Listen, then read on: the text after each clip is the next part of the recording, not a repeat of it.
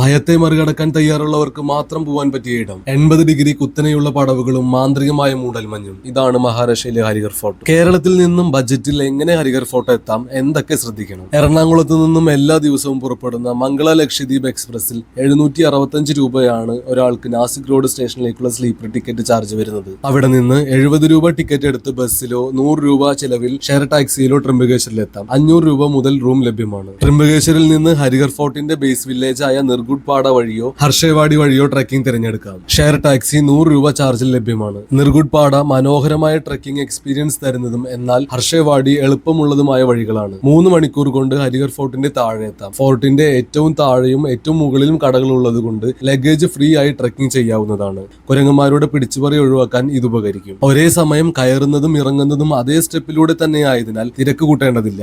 ഗ്രിപ്പുള്ള ഷൂവോ ചെരുപ്പോ ഉപയോഗിക്കുക, കുരങ്ങന്മാരെ പ്രകോപിപ്പിക്കാതിരിക്കുക, വീക്കെൻഡ്സ് ഒഴിവാക്കുക തുടങ്ങിയവ ശ്രദ്ധിച്ചാൽ നമുക്ക് effortlessly Harihar fort trekking complete ചെയ്യാം. ഏകദേശം 3676 അടി ഉയരമുള്ള കോട്ടയുടെ ഏറ്റവും മുകളിലെത്തിയാൽ കോട്ടയുടെ അവശിഷ്ടങ്ങൾ കാണാം. കോട്ടയുടെ ഏറ്റവും മുകളിൽ നിന്ന് നോക്കിയാൽ കാണുന്ന പശ്ചിമഘട്ടത്തിന്റെ 360 ഡിഗ്രിയിലുള്ള വ്യൂ അതിമനോഹരമാണ്.